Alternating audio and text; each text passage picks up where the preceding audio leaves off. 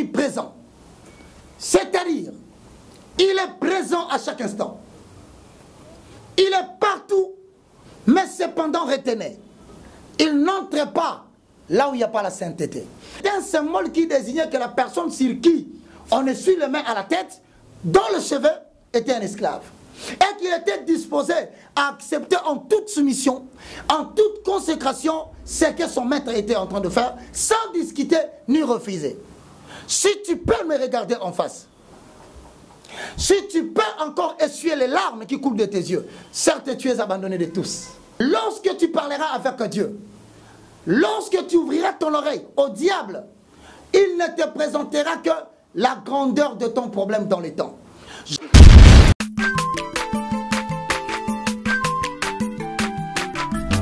Azamwana motote poa kosangai abongwa ni pete poa wangata Nzambe ya le Nazarien, le Nazarien, le Nazarien.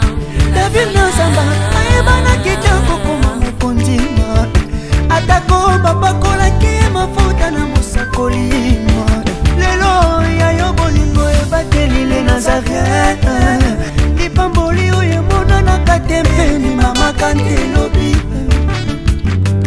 kola bien mapapu masopi mafuta toko kisi ena elongo na Nzambe oyo babenga na makomi Jésus.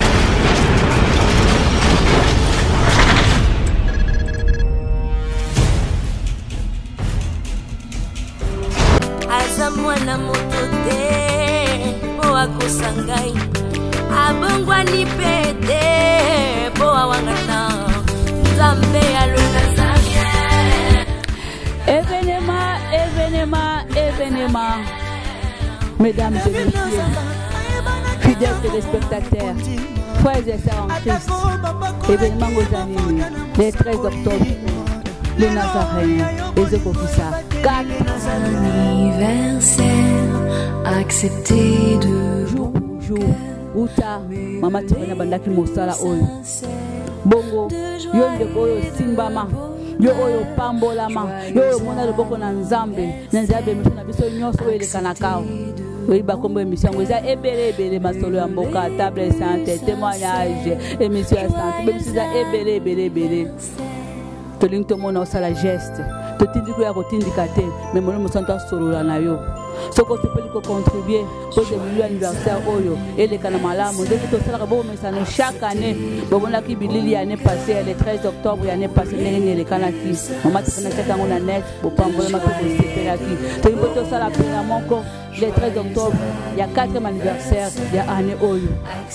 Soko Simbami, Soko Lingo contribuer financièrement, matériellement. Benga Banimoza assisté, Naba Bekra Nabino, Toko Maman Tiffany, Soko Lingo Sele Bolam, Soko Lingo Tindele Cadeau, Soko Lingo Sala Geste, no Soko Lingo Sala. Benga, Zamba Kozanga Che, Kopambulao, Tokuta Nga date wana, il y a le 13 octobre 2017, Tigete Nzamba Lola, à Pambulayo. Azamwana motote poa kosangai abongwa ni pete poa wangata Nzambe ya le Nazarien. Bien-aimés dans le Seigneur, nous vous saluons dans le précieux nom de Sa Majesté le Roi de Gloire, Jésus-Christ de Nazareth, la potasse de Foulon. Vous êtes très bien en train de suivre www.nazarientv.com. Le moindre de tous, le plus petit de tous les serviteurs de Dieu, l'évangéliste Roger Baka. Nous sommes en train de parler sur la prédication qui est christocentrée. Et donc aujourd'hui, bien-aimés dans le Seigneur, nous continuons. Vous voyez que nous sommes en train d'analyser Jésus-Christ de Nazareth selon l'approche de l'apôtre Jean. Mais vous remarquerez que l'apôtre Jean, dès le départ, il est en train de rythmer la manifestation publique de Jésus-Christ en accord avec le fait qui existait dans l'Ancien Testament. Et bien aujourd'hui, nous allons épingler un autre verset. En fait, ce verset nous fait entrer dans une nouvelle dimension où Christ veut se révéler d'une autre manière à ses serviteurs, à ses disciples. Et pour cela, il choisit une famille. Cette famille, c'est la famille de Lazare, Marie et Marthe. Pour ceux qui connaissent l'histoire, Et donc nous sommes dans le livre de Jean chapitre 11, pour des besoins de la cause.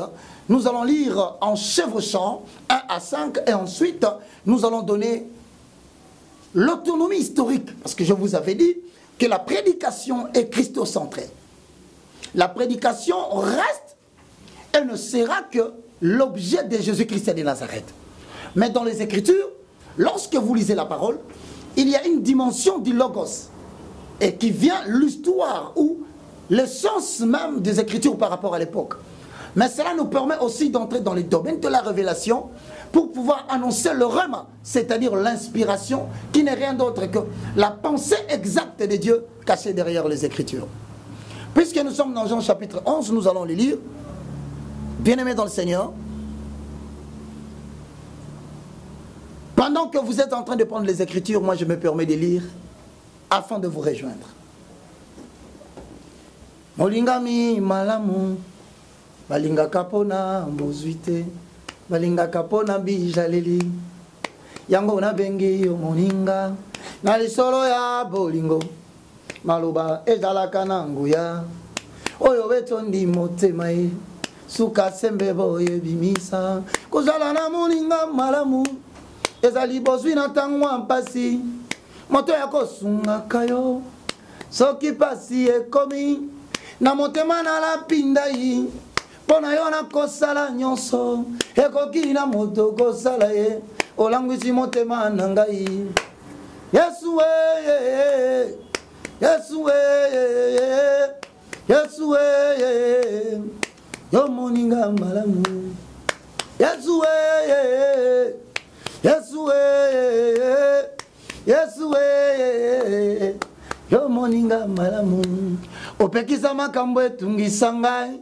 po mobembo yanga na yo esalema na kimia tolesana mbuma mbolingo ngana pesa yo masanjoli yo kitisa nkembo na yo nabikakati na yo pona yeba yo na mozindo na utina bapota deception mokili nazana nunase ya emotion monoko nangeja na nukilo molimo ya kolesanga masanjoli nakokaka kofanda kimia te soki batangi kombo na Yesu we motema ye pelinga moto ye pozana fukamba na sanjola Yesu we Yesu we Yesu we yo moninga Yesu moninga malamu we ayebi kobomba sekele Yesu moninga malamu we nabenga yo na kombo ninye meka yo bomo inangai olangwisi motema nanga moninga boye na mokili azate nazasi na yo masi yo olangwisi motema nanga yo moninga malamu. Jean chapitre 11 le verset 1 à 8, je paraphrase. Lorsque Jésus y achevait de donner ses instructions aux 12 disciples, il partit de là pour enseigner et prêcher la bonne nouvelle dans le pays. Ah, bien-aimés dans le Seigneur, lorsque vous lisez ces versets, lorsqu'on a démontré la dernière fois, là où nous disons qu'il lit un enfant, ce garçon a connu une infirmité depuis sa naissance. Alors une question s'est posée. Seigneur, dis-nous, qui a-t-il péché? Est-ce lui? Est-ce ses parents? Pourquoi? Parce qu'il y a un principe rabbinique qui dit le salaire du péché, c'est la mort. Et donc, il n'y a pas de souffrance sans que tu sois coupable d'un acte que tu auras commis. À cette question, Jésus-Christ ne donne pas de cause. Mais cependant, il introduit Romains chapitre 8, le verset 28, épître cathédrale de l'apôtre Paul. Toutes choses concourent au bien de ceux qui aiment Dieu, première dimension. Et aussi au bien de ceux qui sont appelés selon son dessein. Voici l'autre interprétation spirituelle de ces versets. Nous dirons donc l'Esprit de Dieu fait concourir à toute situation pour une finalité positive. Pour ceux qui aiment Dieu en obéissant au commandement de Dieu et aux personnes qui sont introduites dans le temps afin que soit exécuté dans leur vie le plan de Dieu, mais qui commence par une situation confuse. Ce qui nous projette inéluctablement vers Jean chapitre 12. Bien-aimés dans le Seigneur, nous allons maintenant pénétrer l'évangile au travers cette écriture-là. Dans Jean 12, 1 à 3, vous allez lire pourquoi je suis parti là-bas. Mais nous reviendrons dans Jean 11 pour que vous compreniez qu'il y a des exemples qui se chevauchent entre les trois versets. Dans le village de Béthanie, vivaient deux sœurs. Ah, excusez-moi, dès le départ, j'avais lu Matthieu chapitre 11. Je vous ramène maintenant dans Jean chapitre 11. Veuillez m'en excuser. Dans le village de Béthanie, vivaient deux sœurs, Marthe et Marie, ainsi que leur frère Lazare. Marie était celle qui,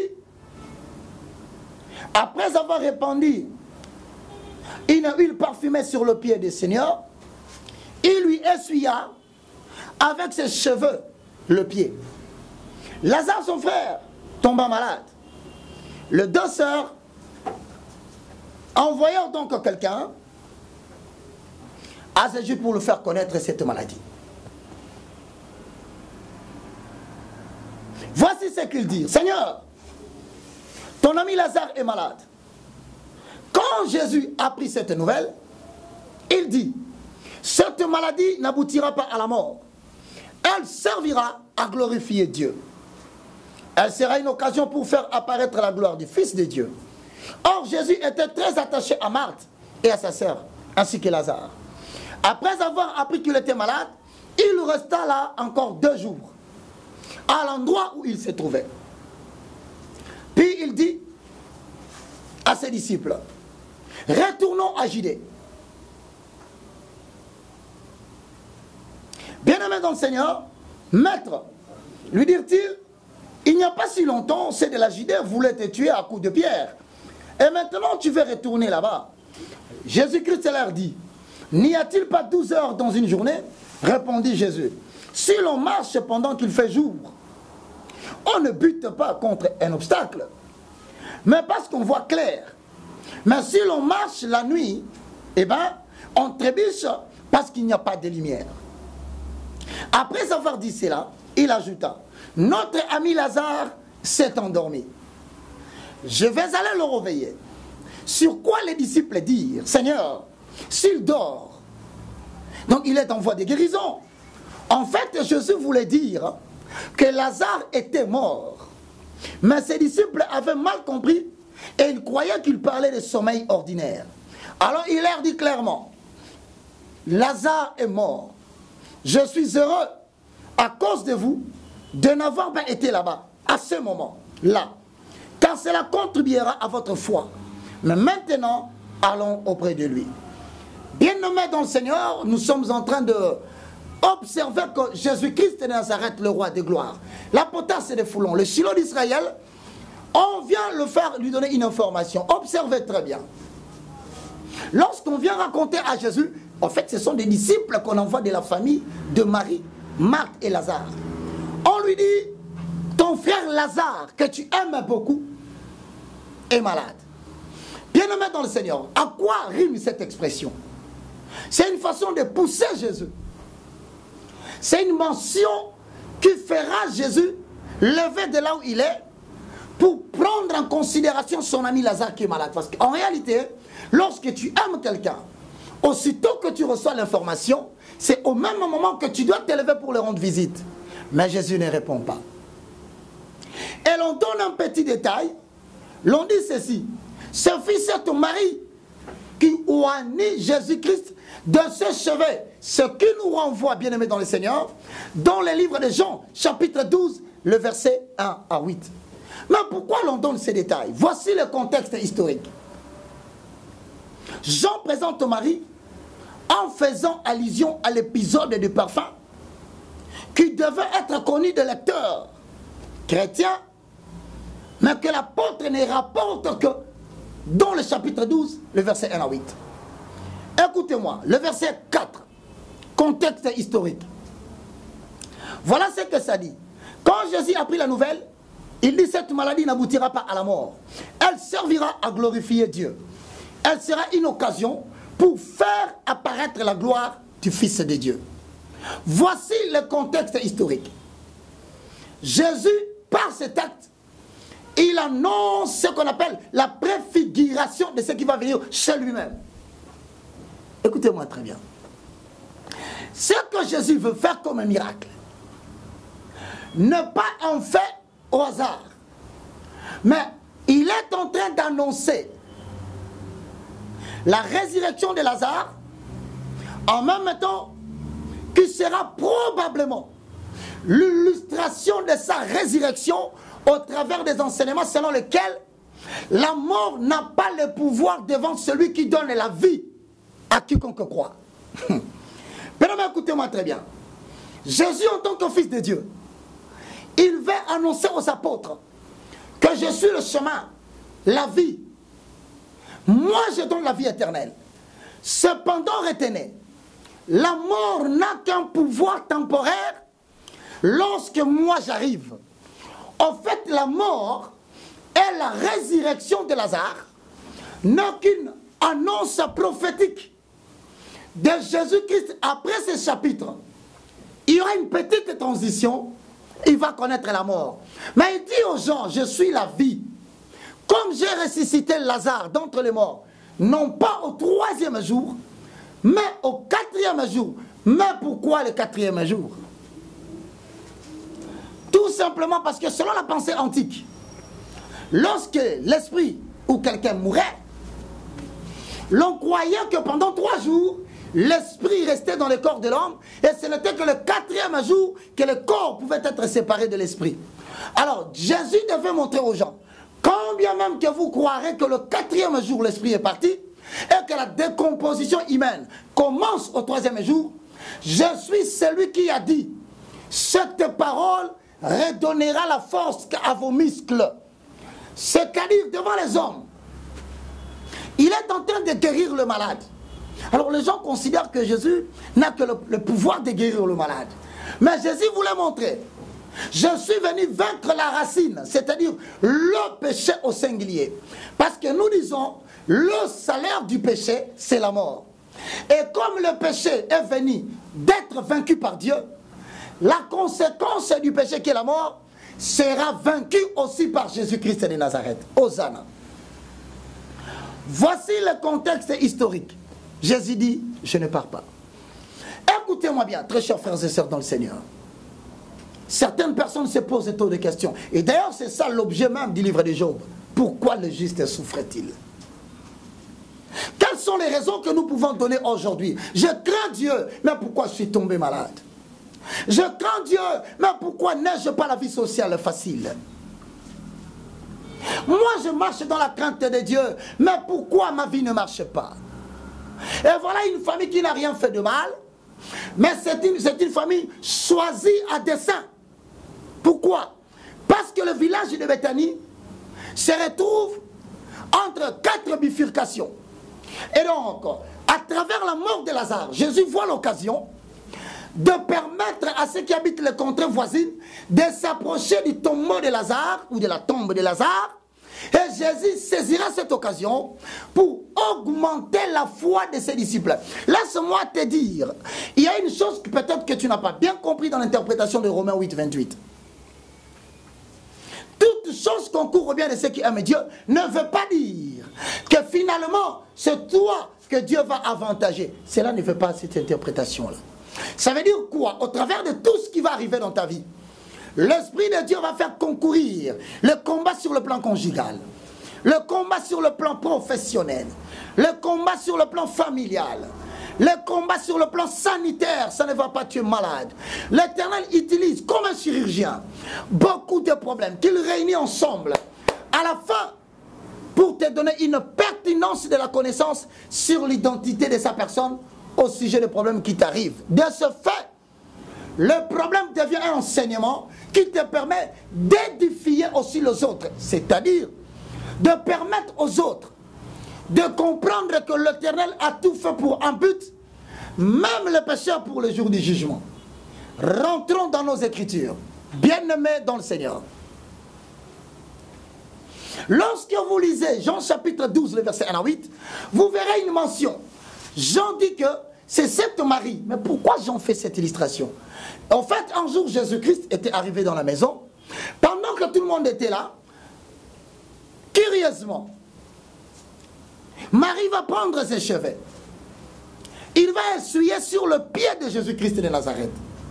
Mais que cela veut dire sur le contexte historique? Dans l'ancien temps, les gens qui avaient une vie aisée, lorsqu'ils se lavaient les mains, ils prenaient des esclaves, ils essuyaient les mains sur leur tête, pratique de l'Antiquité. Maintenant, c'était un symbole qui désignait que la personne sur qui on essuie les mains à la tête, dont le cheveu était un esclave. Et qu'il était disposé à accepter en toute soumission, en toute consécration, ce que son maître était en train de faire, sans discuter ni refuser. Mais lorsque Marie prend ses cheveux et suit le pied de Jésus, qu'est-ce qu'elle pose comme acte? En fait, elle dit à Jésus, je suis disposée, moi Marie, dans toute la consécration, de pouvoir obéir à la lettre. Je suis ta servante, fais de moi ce que tu veux. Bien-aimés dans le Seigneur, droites sont les voies de Yahvé, les justes y marcheront. 2 jours après, Jésus s'est rendu là où Lazare était mort. Bien aimé, il faut voir dans cet acte de 2 jours et non l'indifférence. L'attitude de Jésus ne veut pas dire qu'il a minimisé Lazare. L'attitude de Jésus ne veut pas non plus dire qu'il n'a pas pris en considération la requête qu'on lui a donnée. Comme cela peut être ton cas. Tu as longtemps crié à Dieu par rapport à ta situation. Conséquence. Apparemment, tu as l'impression que rien ne fait et que ton problème perdure dans les temps. Tu as longtemps invoqué Dieu. Apparemment, bien-aimé dans le Seigneur, cette même maladie continue à te tracasser. Tu as longtemps invoqué Dieu. Te voilà éparpillé. Une famille est en Allemagne, les autres en France, à Lyon, à Bourges, aux États-Unis, en Belgique, à Liège. Tu te dis, mais Seigneur, quel est le jour où tu réconcilieras ma famille? Quel est le jour enfin où tu nous réuniras comme là pour le réunir ses enfants? Malheureusement, tu n'as pas de réponse jusqu'au jour où je te prêche. Je voudrais te dire que tu n'en es pas à ton premier cas. Lazare a connu la même chose. Mais que pouvons-nous comprendre à l'égard de tout cela?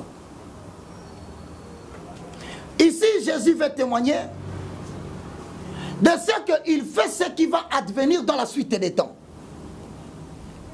En fait, il voudrait agir au temps marqué par Dieu dans la vie de Lazare. Bien-aimés dans le Seigneur, laissez-moi vous dire ceci pendant que vous me suivez.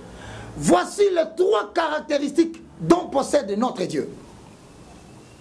Primo, il est omniprésent. C'est-à-dire, il est présent à chaque instant. Il est partout, mais cependant retenu. Il n'entre pas là où il n'y a pas la sainteté. C'est-à-dire, le monde entier appartient à Dieu. Ce qui peut l'empêcher de venir vers toi, c'est peut-être le lieu où tu te trouves. Est un lieu où il y a de la saleté sur le plan spirituel. Et donc, c'est ta responsabilité, comme il a dit à Abraham, dans Genèse chapitre 12, le verset 1, comme son père était impliqué dans la magie, il dit à Abraham, cependant, je voudrais agir dans ta vie, mais sors de la maison de ton père, sors de ta patrie, sors de ta nation, va vers le lieu que je te montrerai. En d'autres termes, je suis l'Éternel qui veut agir dans ta vie. Mais ne crains rien. Pour un instant, je vais te mettre dans l'insécurité. Parce que la sécurité est là où tu t'habites. Là où tu résides.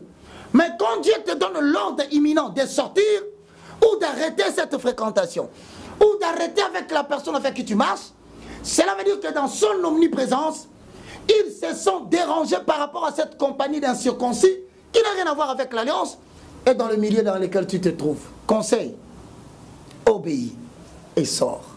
2.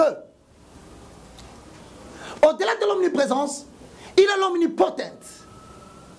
C'est-à-dire, il a tout le pouvoir de te racheter. Voilà pourquoi il dit dans le livre de Agé, tel que confirmé par le livre d'Amos, à moi l'or, à moi l'argent. En fait, il ne parlait pas de l'or en tant que matière, il ne parlait pas de l'argent en tant que billet émis par la banque, L'argent symbolise la rédemption. Et l'or représente le salut. En fait, il disait ceci à Zorobabel. J'ai le pouvoir de te racheter. Et j'ai le pouvoir de t'accorder le salut en accord avec Ésaïe qui dit, si j'agis, qui s'y opposera? Bien-aimé, dans son omnipotence, il faut que tu retiennes une chose. Il agit par rapport à son temps. Il n'agira jamais par rapport à ton temps. De deux, étant omnipotent, l'Éternel a la capacité de te guérir aujourd'hui, demain ou le lendemain. Mais n'oublie pas, il n'est pas un homme pour mentir, ni le Fils de l'homme pour se repentir de ce qu'il t'a dit. Donc, remets encore ta foi par rapport à cette situation. 3. Après avoir dit omniprésent, omnipotent, omniscient, ça veut dire il connaît tout de toute éternité. Je vais dire à quelqu'un qui me regarde en face à la maison. Dieu connaissant tout de toute éternité, cependant devant une situation difficile comme celle de Lazare, bien aimé, les pensées s'évadent. On s'est dit, oh Dieu m'a abandonné. Mais est-ce que Dieu m'écoute-t-il? Mais voilà en train de traverser des moments, 10 ans, 15 ans, je n'ai pas de mariage, je n'ai pas d'enfant, je n'ai pas ceci. En fait, Dieu ne regarde pas le bien matériel que tu cherches. Il veut construire en toi en accord avec 1 Pierre chapitre 4. En vous édifiant vous-même, vous construisez une maison spirituelle dans laquelle sont offertes des victimes spirituelles. Dieu, c'est ta foi qu'il vise. C'est la croissance de ta foi qu'il vise. Ce n'est pas ce que tu recherches que Dieu veut te donner.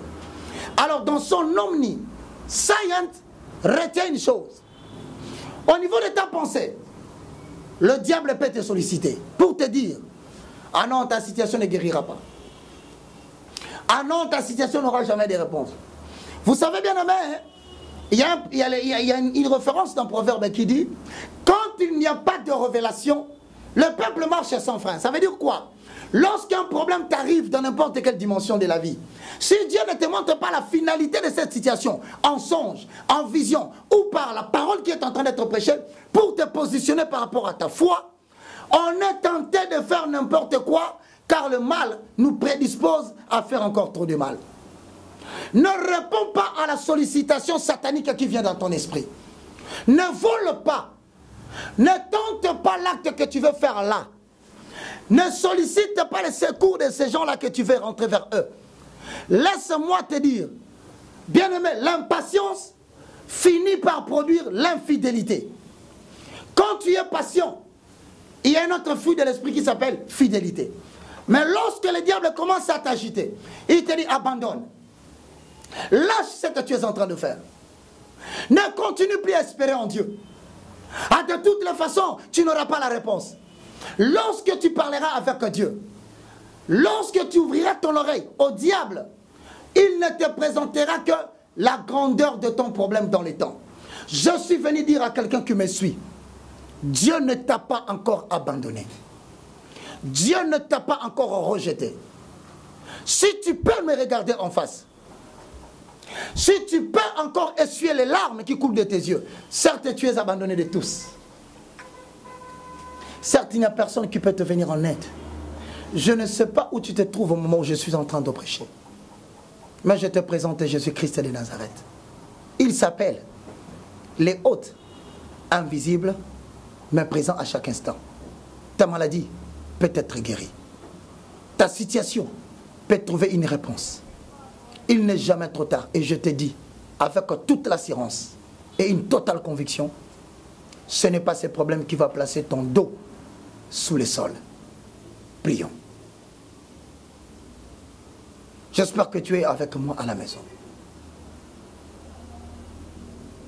J'espère que tu as réalisé, bien-aimé dans le Seigneur, que le Seigneur t'aime. Ce n'est pas un hasard comme tu suis cette prière.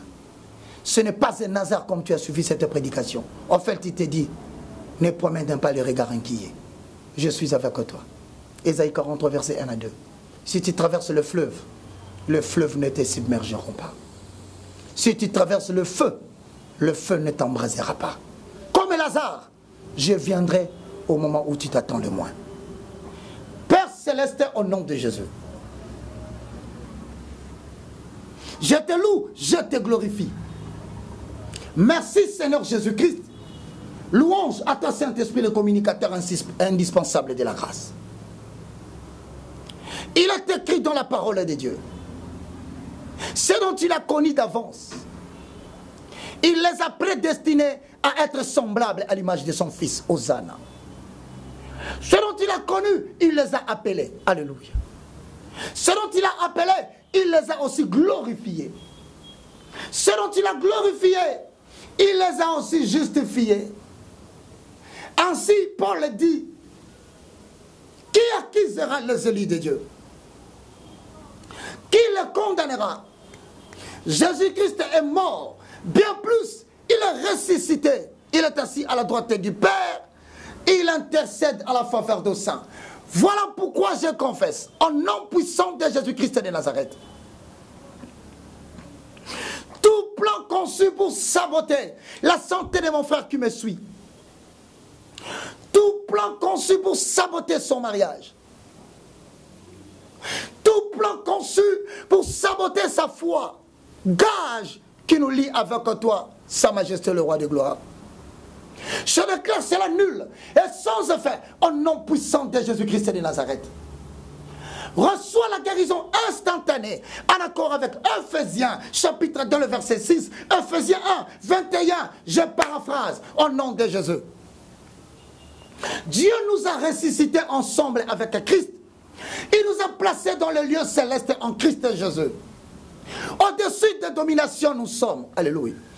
Au-dessus des principautés, au-dessus des autorités, au-dessus de toute dignité, au-dessus de tout nom qui peut se nommer, non seulement dans le siècle présent, mais aussi dans le siècle à venir. Arythmie cardiaque, tu es un nom, soumets-toi à la voix de l'Éternel.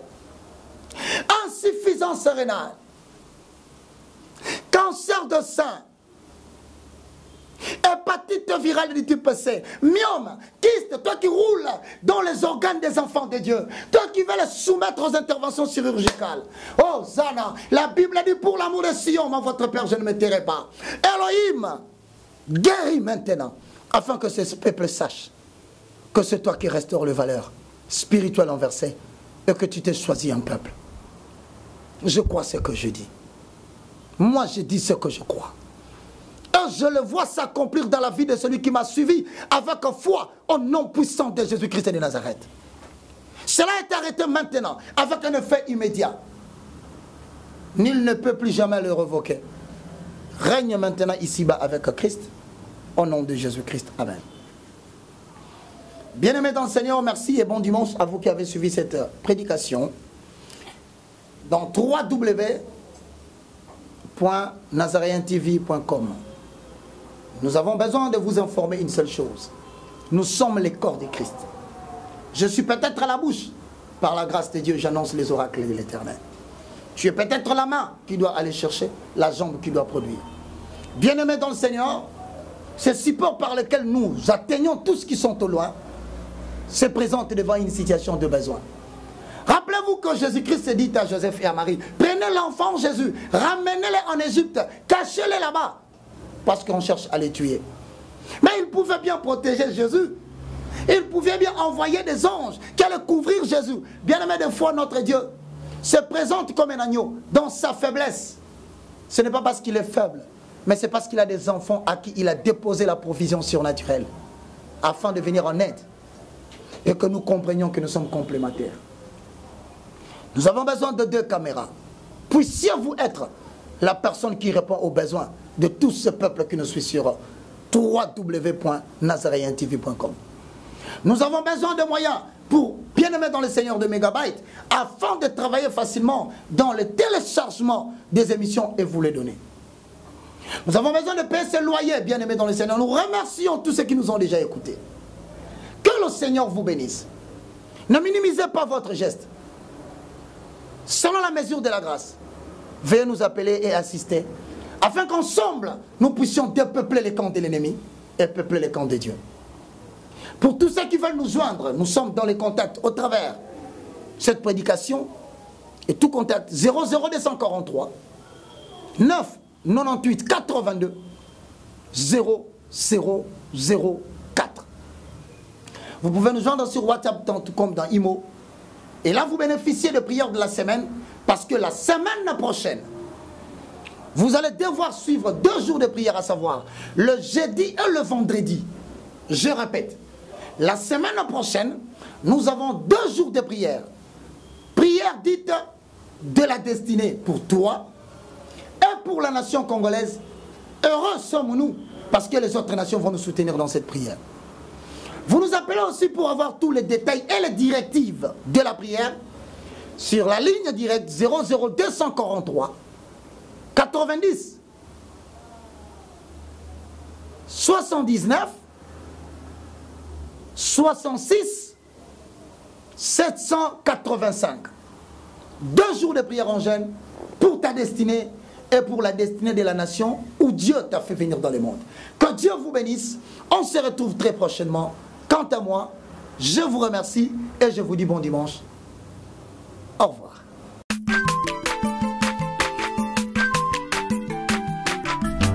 Azamwana motote po akusangai abongwani pete po awangana Nzambe alona